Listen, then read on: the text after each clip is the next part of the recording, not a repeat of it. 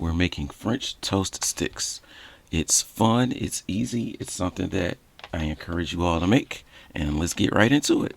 What we're going to do first is you're going to take your bread, slice it up into 6 strips. Then we're going to take some cinnamon and some sugar in a separate little dish. Mix that all up. We're going to dip it or top it in that later. And then finally, we're going to take a bowl.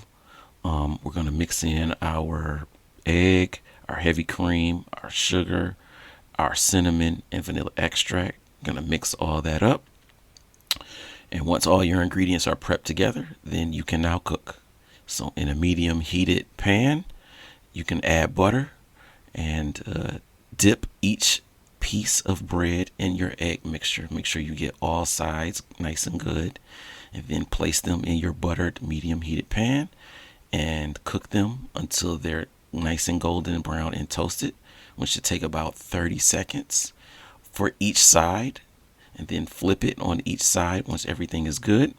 Keep adding butter in between because you don't want it to like burn or get stuck or anything like that. Repeat that process till you've cooked all of your pieces. And once everything is good and done, top it all off with some powdered sugar. And there you go. You have your French toast sticks. It's quick and easy and fun, and I encourage you to make them.